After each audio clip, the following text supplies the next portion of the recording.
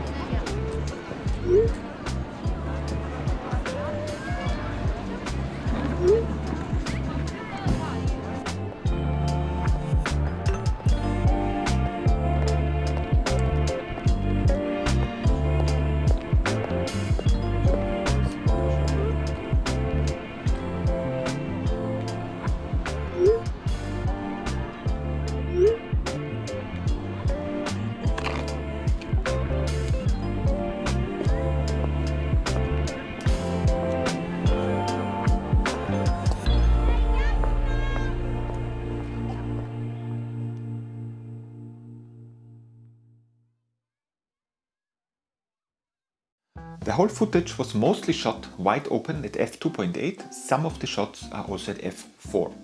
Why did I choose the Lumix S1H?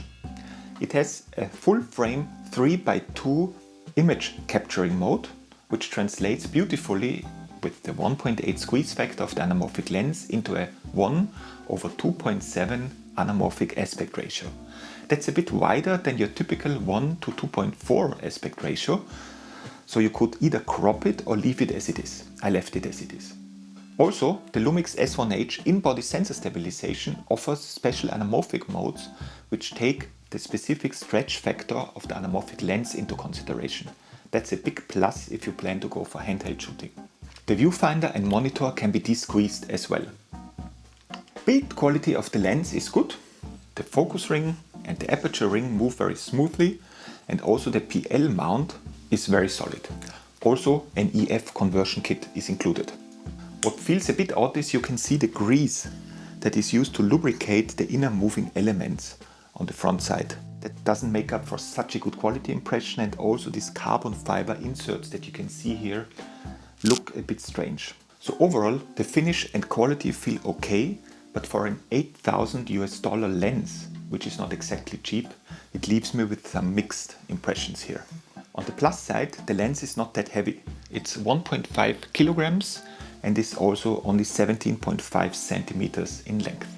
I haven't shot a resolution chart, but as far as I can tell, the optical performance of this lens is quite good.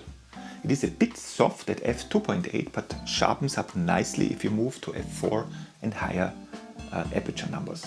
This lens flares quite a bit, and you do get the signature blue horizontal streaks if you force it. For instance, shooting into a bright light source or into the sun. The flaring, however, is reduced when you stop down. Here you can see a series of shots I did with my dog with the sun directly behind the subject, and at f2.8 it flares heavily. If you stop it down to f4 it becomes a little bit less. At f5.6 and especially at f8 you do get some very nice star shapes of the sun, plus the flaring is much less. Also, the blue horizontal streaks get a bit harsher when you stop down, but more pronounced. All of this is part of the character of an anamorphic lens, and I really like what I see here. One last thing, minimum focus distance is 1.50 meters. That's a bit on the longer side. The previously tested Vazen 40mm T2, which I tested for Micro Four Thirds sensors about 2 years ago, was able to get a little bit closer. 85 centimeters was the minimum focus distance. So in this case, if you want to get closer to your subject, you have to use diopter rings. I have not researched this or tested this. So in summary, all in all, a great lens. Is it worth the $8,000? This is a difficult question. For me personally not, but I would definitely go out and rent it for certain projects where this signature anamorphic look is required. I really applaud the recent efforts of Chinese companies to bring new anamorphic primes to the market.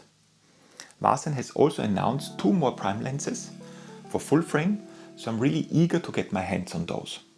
Thank you very much for watching, don't forget to subscribe, and see you at CineD.com. Bye bye.